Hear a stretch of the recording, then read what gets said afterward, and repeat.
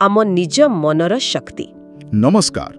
हाँ, एटा एमिति एक विषय जहाँ समस्तंको केभे ना केबे भाबिबाकू बाध्य करे। एटा डॉक्टर जोसेफ मर्फींकर से प्रसिद्ध बही the power of your subconscious mind उपरे आधारित। ओहो हाँ, आपणक अवचेतन मनर शक्ति बहुत चर्चित बहीटीए।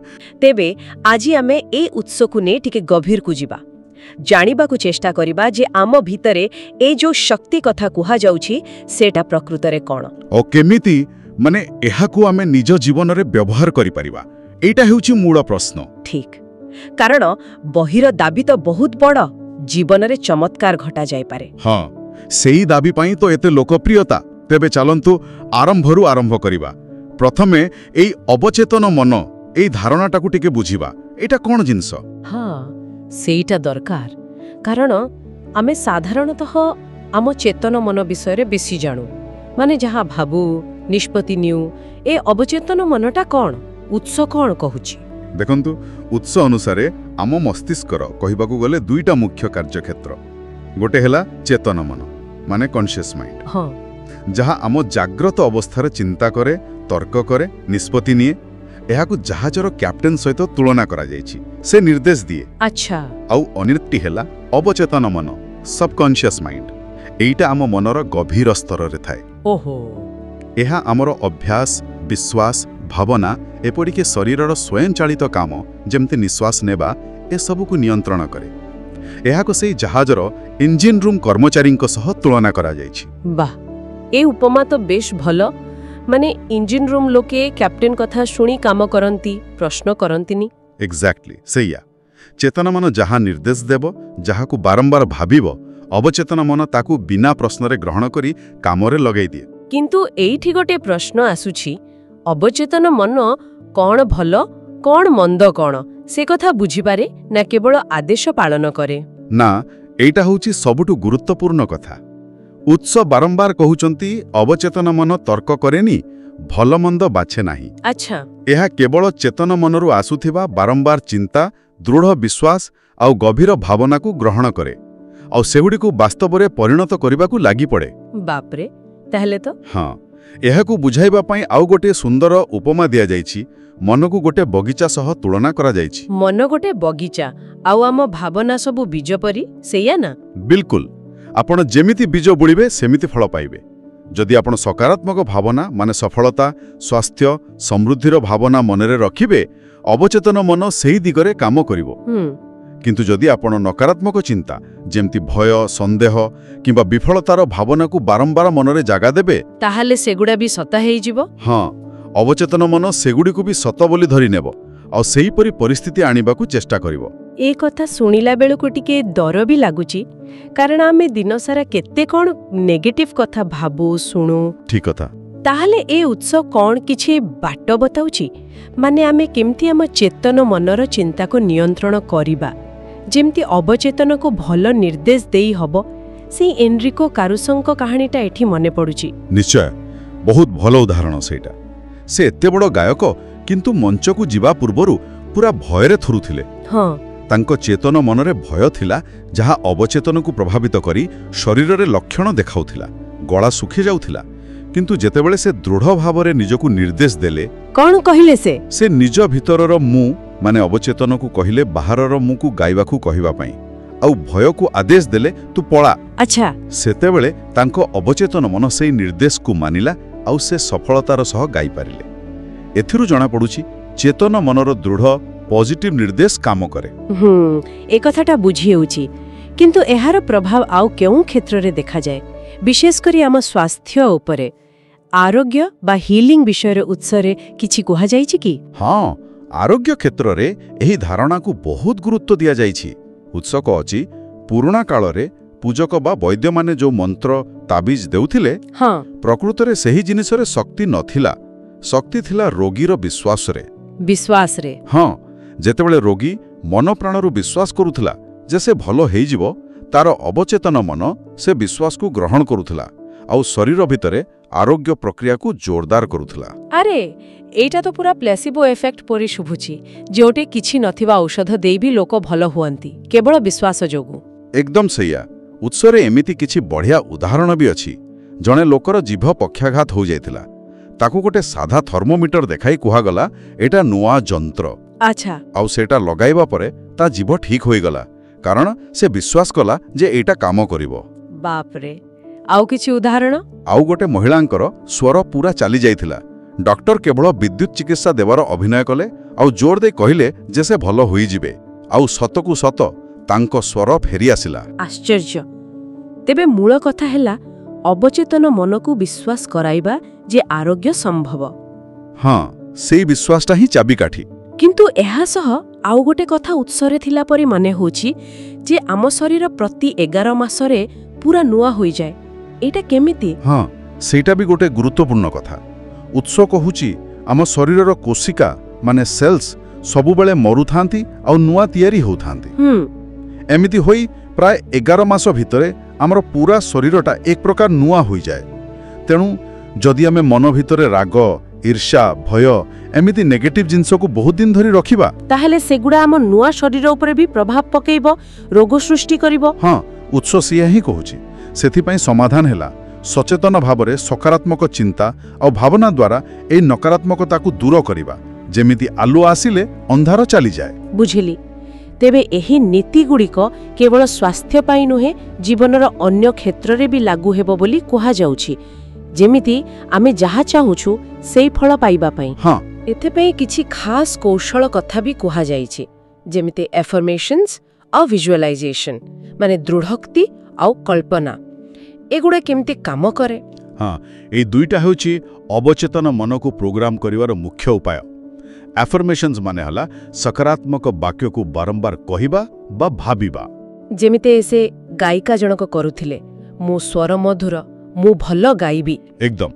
ଆଉ ଭିଜୁଆଲାଇଜେସନ୍ ହେଲା ଆପଣ ଯାହା ପାଇବାକୁ ଚାହୁଁଛନ୍ତି ତାହା ପାଇ ସାରିଛନ୍ତି ବୋଲି ମନ ଭିତରେ ଏକ ସ୍ପଷ୍ଟ ଚିତ୍ର ଦେଖିବା ଆଉ ସେଇ ସଫଳତାର ଅନୁଭବକୁ ମାନେ ଫିଲ୍ କରିବା। ଅନୁଭବ କରିବା, ସେଇଟା ଗୁରୁତ୍ୱପୂର୍ଣ୍ଣ। ବହୁତ ଗୁରୁତ୍ୱପୂର୍ଣ୍ଣ। ଉତ୍ସ କହୁଛି କେବଳ ମେକାନିକାଲ ଭାବେ କହିଗଲେ ବା ଦେଖିଗଲେ ହବନି, ତା ସାଙ୍ଗରେ ଗଭୀର ବିଶ୍ୱାସ ଆଉ ସେଇ ଅନୁଭବଟା ଯୋଡ଼ି ହେବା ଦରକାର। ଆଚ୍ଛା। ଯେତେବେଳେ ଆପଣ ସଫଳତାର ଚିତ୍ର ଦେଖୁଛନ୍ତି ସେତେବେଳେ ସେଇ ଖୁସି, ସେଇ ଆନନ୍ଦ, ସେଇ ଉତ୍ତେଜନାକୁ ବି ଅନୁଭବ କରିବାକୁ ପଡ଼ିବ। କାରଣ କୁହାଯାଇଛି ଫିଲିଂ ଇଜ୍ ଦ ସିକ୍ରେଟ୍। ଅନୁଭବ ହିଁ ବାସ୍ତବତା ତିଆରି କରେ। ଏ କଥାଟା ବହୁତ ଦାମୀ ଲାଗୁଛି, କିନ୍ତୁ ବହୁତ ଲୋକ ଚେଷ୍ଟା କରନ୍ତି, ହେଲେ କାହିଁକି ଫଳ ମିଳେନି? ଦୁଇଟା କାରଣ। ଗୋଟେ ହେଲା ଏ ଅନୁଭବ ବିଶ୍ୱାସର ଅଭାବ, ଆଉ ଦ୍ୱିତୀୟଟା ହେଲା ଧୈର୍ଯ୍ୟର ଅଭାବ। ଧୈର୍ଯ୍ୟ, ହଁ, ସେଇ ମଞ୍ଜି କଥାଟା ମନେ ପଡ଼ିଲା। ମଞ୍ଜି ବୁଣି ଦେଇ ରୋଜ ଖୋଳି ଦେଖିଲେ ଗଛ ହବନି। ଠିକ୍ ସେୟା। ଆମ ଭାବନାକୁ ଅବଚେତନ ମନରେ ମୂଳ ଧରିବାକୁ ଟିକେ ସମୟ ଦେବାକୁ ପଡ଼ିବ। ଫଳ ତୁରନ୍ତ ନ ମିଳିଲେ ବି ହତାଶ ନ ହୋଇ ବିଶ୍ୱାସର ସହ ଲାଗି ରହିବାକୁ ପଡ଼ିବ। ଆଚ୍ଛା, ଏଇ ଆଫର୍ମେସନ୍ସ ବା ଭିଜୁଆଲାଇଜେସନ୍ କରିବାର କିଛି ଭଲ ସମୟ ଅଛି କି?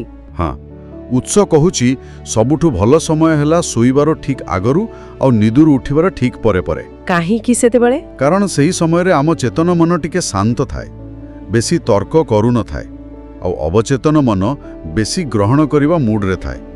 ନେଗେଟିଭ୍ ଚିନ୍ତା ବି କମ୍ ଥାଏ ସେତେବେଳେ। ବଢ଼ିଆ ଟିପ୍ସ ଏଟା। ତେବେ ଏସବୁ ନୀତିକୁ ଧନ ସମ୍ପଦ ବଢ଼ିବା ପାଇଁ କେମିତି ଲଗେଇବା? ଉତ୍ସରେ ଏହା ଉପରେ ବେଶ୍ ଜୋର ଦିଆଯାଇଥିଲା। ହଁ, ଧନ ଆକର୍ଷଣ ପାଇଁ ବି ସମାନ ସୂତ୍ର। ପ୍ରଥମ କଥା, ଧନ, ସମ୍ପଦ, ସଫଳତା ଏହି ଶବ୍ଦଗୁଡ଼ିକୁ ନିୟମିତ ଭାବେ ମନେ ମନେ ବା ପାଟିରେ କହିବା, ବିଶେଷ କରି ସେ ଶୋଇବା ଆଗରୁ ଆଉ ଉଠିବା ପରେ। ଦ୍ୱିତୀୟ କଥା, ଧନ ପ୍ରତି ଗୋଟେ ସକାରାତ୍ମକ ମାନେ ପଜିଟିଭ୍ ମନୋଭାବ ରଖିବା। ଉତ୍ସ ଗୋଟେ ମଜା କଥା କହୁଛି ଏଠି। କ'ଣ ସେଇଟା? ଯେ ଯେଉଁମାନେ ଧନୀ ଲୋକଙ୍କୁ ସବୁବେଳେ ସମାଲୋଚନା କରନ୍ତି ବା ଟଙ୍କା ପଇସାକୁ ଖରାପ ବୋଲି ଭାବନ୍ତି, ସେମାନେ ନ ଜାଣିଶୁଣି ଧନକୁ ନିଜଠାରୁ ଦୂରାଇ ଦିଅନ୍ତି। ଆରେ ଏମିତି ବି ହୁଏ? କେମିତି? ଉତ୍ସର ଯୁକ୍ତି ହେଲା, ଆପଣ ଯାହାକୁ ଘୃଣା କରିବେ ବା ସମାଲୋଚନା କରିବେ, ସେ ଜିନିଷ ବା ସେ ଲୋକ ଆପଣଙ୍କ ପାଖରେ ରହିବାକୁ ଚାହିଁବ କି? ନା, ଜମା ନୁହେଁ। ଠିକ୍ ସେମିତି ବିଶ୍ୱର ନିୟମ ଅନୁସାରେ ଧନ ବି ତାକୁ ଘୃଣା କରୁଥିବା ଲୋକ ପାଖରୁ ଦୂରେଇ ଯାଏ। ତାହେଲେ ସମାଧାନ କ'ଣ? ସମାଧାନ ହେଲା ଯେଉଁମାନେ ସଫଳ, ସମୃଦ୍ଧ, ସେମାନଙ୍କୁ ଆଶୀର୍ବାଦ ଦିଅନ୍ତୁ, ମନେ ମନେ ସେମାନଙ୍କ ଭଲ ଚିନ୍ତା କରନ୍ତୁ, ସେମାନଙ୍କ ସଫଳତାରେ ଖୁସି ହୁଅନ୍ତୁ, ଆଉ ନିଜକୁ କୁହନ୍ତୁ ଯଦି ସେମାନେ ପାରିବେ ମୁଁ ବି ପାରିବି। ଏଇଟା ଗୋଟେ ଭଲ ଦୃଷ୍ଟିକୋଣ। ଧନ ପ୍ରତି ପଜିଟିଭ ରହିଲେ ଧନ ଆସିବ। ହଁ, ସେଇଆ ଉତ୍ସ କହୁଛି। ଧନକୁ ଭଲ ପାଇଲେ, ତାକୁ ବୁଦ୍ଧିମତାର ସହ ବ୍ୟବହାର କରିବାର ଭାବନା ରଖିଲେ ତାହା ଆପଣଙ୍କ ଆଡ଼କୁ ଆକର୍ଷିତ ହେବ। ବୁଝିଲେ? ଏହା ଛଡ଼ା ଆମ ସମ୍ପର୍କ କ୍ଷେତ୍ରରେ ମାନେ ରିଲେସନସିପ୍ସରେ ବି ଏହି ନୀତି କାମ ଦିଏ ବୋଲି କୁହାଯାଇଛି, ଯେମିତି ଭଲ ଜୀବନସାଥୀ ଖୋଜିବାରେ। ହଁ, ନିଶ୍ଚୟ ସମାନ ଫର୍ମୁଲା। ଆପଣ ଯେମିତିକା ଗୁଣ ଥିବା ସାଥୀଟିଏ ଚାହୁଁଛନ୍ତି, ସେଇ ଗୁଣଗୁଡ଼ିକୁ ମନରେ ସ୍ପଷ୍ଟ ଭାବରେ ଭାବନ୍ତୁ। କଳ୍ପନା କରନ୍ତୁ ଯେ ଆପଣ ସେମିତି ଜଣକ ସହ ଅଛନ୍ତି। ସେଇ ଗୁଣଗୁଡ଼ିକ ପାଇଁ ଆଫର୍ମେସନ୍ କରନ୍ତୁ, ଯେମିତି ମୋ ସାଥୀ ସଚ୍ଚୋଟ, ବିଶ୍ୱସ୍ତ, ଶାନ୍ତ, ଖୁସି, ସମୃଦ୍ଧ ହେବେ ଇତ୍ୟାଦି। ଆଚ୍ଛା, ଉତ୍ସ ଦାବି କରୁଛି ଯଦି ଆପଣ ଏହାକୁ ବିଶ୍ୱାସର ସହ ଅବଚେତନ ମନରେ ଛାପି ପାରିବେ, ତେବେ ଆପଣ ସେହିଭଳି ବ୍ୟକ୍ତିଙ୍କୁ ନିଜ ଜୀବନକୁ ଆକର୍ଷିତ କରିବେ। ଏପରିକି ବିବାହିତ ସମ୍ପର୍କକୁ ଭଲ କରିବା ପାଇଁ ବି ଏହା କାମ କରେ। ସେଟା କେମିତି? ନିଜ ସାଥୀଙ୍କ ଭିତରେ ଥିବା ଭଲ ଗୁଣଗୁଡ଼ିକ ଉପରେ ବେଶୀ ଧ୍ୟାନ ଦେବା। ସେମାନେ ଯେମିତି ହେବା କଥା, ମାନେ ଶକ୍ତିଶାଳୀ, ସ୍ନେହୀ, ଦୟାଳୁ, ସେମିତି ସେମାନଙ୍କୁ ମାନସିକ ସ୍ତରରେ ଦେଖିବା। ଏହା ସମ୍ପର୍କରେ ସଦ୍ଭାବନା ବଢ଼ାଏ। ବାଃ, ଏସବୁ ତ ବହୁତ କାମର କଥା। ଶେଷରେ ଆଉ ଗୋଟେ ମଜାଦାର କଥା ଥିଲା, ସବୁବେଳେ ମାନସିକ ସ୍ତରରେ ଯୁବକ ରହିବା। ବୟସ ବଢ଼ିଲେ ବି ମନଟା ଯୁବକ ରହିବ। ଏଇଟା କେମିତି ସମ୍ଭବ? ଏହାର ମୂଳମନ୍ତ୍ର ହେଲା, ଆପଣ ଯେତିକି ଯୁବକ ବୋଲି ନିଜକୁ ଭାବିବେ, ଆପଣ ସେତିକି ଯୁବକ। ଏମିତି? ହଁ, ଉତ୍ତ କହୁଛି, ବାର୍ଦ୍ଧକ୍ୟ କେବଳ ଶରୀରର ବୟସ ନୁହେଁ, ଏହା ମୁଖ୍ୟତଃ ଏକ ମାନସିକ ଅବସ୍ଥା। ଯେତେବେଳେ ଲୋକମାନେ ନୂଆ ଜିନିଷ ଶିଖିବା ବନ୍ଦ କରିଦିଅନ୍ତି, ଜୀବନ ପ୍ରତି ଆଗ୍ରହ ହରେଇ ବସନ୍ତି, ସ୍ୱପ୍ନ ଦେଖିବା ଛାଡ଼ି ଦିଅନ୍ତି, ସେତେବେଳେ ସେମାନେ ପ୍ରକୃତରେ ବୁଢ଼ା ହୋଇଯାଆନ୍ତି। ହଁ, ସେତେବେଳେ ହିଁ ପ୍ରକୃତ ବାର୍ଦ୍ଧକ୍ୟ ଆସେ। ଆଉ ଏହାକୁ ପ୍ରମାଣ କରିବା ପାଇଁ କିଛି ଜବରଦସ୍ତ ଉଦାହରଣ ବି ଥିଲା। 90 ବର୍ଷରେ ଜର୍ଜ ବର୍ନାର୍ଡ ଶ ଲେଖୁଥିଲେ, 80ରେ କାଟୋ ଗ୍ଲିକ୍ ଶିଖୁଥିଲେ, ମାଇକେଲ ଆଞ୍ଜେଲୋ 80ରେ ବି ପେଣ୍ଟିଂ କରୁଥିଲେ। ହଁ, ଆହୁରି କେତେ। ଲିଓପୋଲ୍ଡ ଭନ୍ ରାଙ୍କେ 92 ବର୍ଷ ବୟସରେ ଇତିହାସ ବହି ସାରିଥିଲେ। ଆଇଜାକ୍ ନ୍ୟୁଟନ 85 ଯାଏଁ କାମ କରୁଥିଲେ। ବିଶ୍ୱାସ ହେଉନି? ଏହି ଉଦାହରଣ ସବୁ ଦେଖାଉଛି ଯେ ବୟସ ପ୍ରକୃତରେ କେବଳ ଗୋଟେ ସଂଖ୍ୟା। ଯଦି ମନରେ ଆଗ୍ରହ ଅଛି, କିଛି ନୂଆ କରିବାର ଇଚ୍ଛା ଅଛି, ସ୍ୱପ୍ନ ଅଛି, ତାହେଲେ ଲୋକ ମାନସିକ ସ୍ତରରେ ଯୁବକ ରହିପାରିବ। ଏଇଟା ସେଇ ଚ୍ୟାନେଲର ନାଁ ସହ ବି ମିଶୁଛି, ସପ୍ନେ ସଚ ହୋତେ ହେଁ। ସ୍ୱପ୍ନ ଦେଖି ଚାଲିଲେ ତାହା ସତ ହେବାର ଆଶା ଆମକୁ ଯୁବକ ରଖେ। ବିଲକୁଲ, ସ୍ୱପ୍ନ ଦେଖିବା ବନ୍ଦ କରିଦେଲେ ହିଁ ବାର୍ଦ୍ଧକ୍ୟ ଆସେ। ତେବେ ଏ ପୁରା ଆଲୋଚନାକୁ ଯଦି ଆମେ ସଂକ୍ଷେପରେ ଦେଖିବା, ମୂଳ କଥାଟା ହେଲା ଆମର ବିଶ୍ୱାସ ଆଉ ଆମେ ଆମ ଅବଚେତନ ମନକୁ କ'ଣ କହୁଛୁ, ସେଇଟା ଗୁରୁତ୍ୱପୂର୍ଣ୍ଣ। ହଁ, ଆମ ଚେତନ ମନର ଭାବନା, ବିଶ୍ୱାସ ଆଉ ଅନୁଭବ ହିଁ ଅବଚେତନକୁ ନିର୍ଦ୍ଦେଶ ଦିଏ। ଆଉ ଏଥିପାଇଁ ଯେଉଁ ଉପକରଣ କଥା କୁହାଗଲା, ସକାରାତ୍ମକ ଚିନ୍ତା, ଦୃଢ଼ୋକ୍ତି ବା ଆଫର୍ମେସନ୍ସ, କଳ୍ପନା ବା ଭିଜୁଆଲାଇଜେସନ ଆଉ ଧୈର୍ଯ୍ୟ, ହଁ, ଏଇଗୁଡ଼ିକ ହେଲା ମୁଖ୍ୟ କୌଶଳ, ଯାହାକୁ ଅଭ୍ୟାସ କରିବାକୁ ପଡ଼ିବ।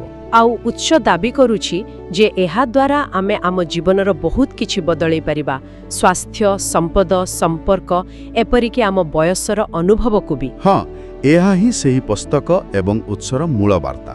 ସିଧା କଥା, ଆପଣ ଯାହା ନିଜ ଅବଚେତନ ମନରେ ଗଭୀର ଭାବେ ବିଶ୍ୱାସ କରିବେ ଓ ଅନୁଭବ କରିବେ, ତାହା ହିଁ ଆପଣଙ୍କ ବାସ୍ତବତା ହେବ। ଏଇଟା ଗୋଟେ ବହୁତ ଶକ୍ତିଶାଳୀ କଥା। ନିଶ୍ଚୟ ଶକ୍ତିଶାଳୀ।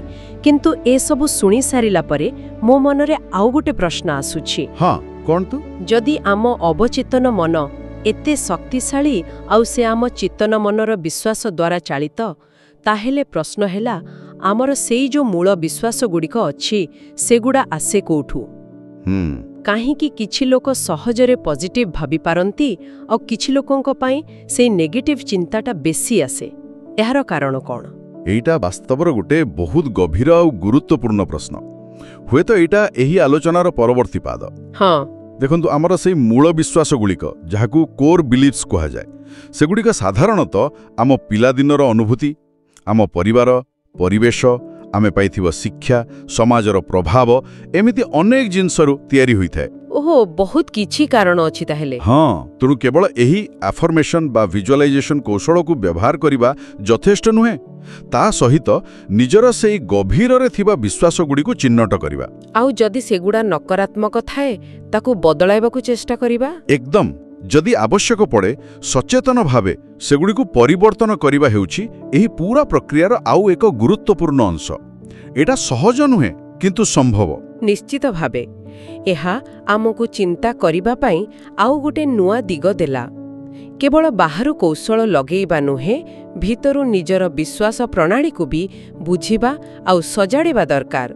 ହଁ, ଆଶା କରୁଛି ଆଜିର ଆମର ଏହି କଥାବାର୍ତ୍ତା ଶ୍ରୋତାମାନଙ୍କୁ ଅବଚେତନ ମନର ସମ୍ଭାବ୍ୟ ଶକ୍ତି ବିଷୟରେ ଏକ ଭଲ ଧାରଣା ଦେଇଥିବ।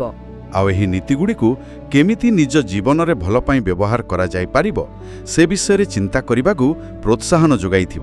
ହଁ, ଏହା ନିଶ୍ଚିତ ଭାବେ ଅଧିକ ଅନୁସନ୍ଧାନ ଓ ଚିନ୍ତନ ପାଇଁ ଏକ ବଡ଼ ବିଷୟ।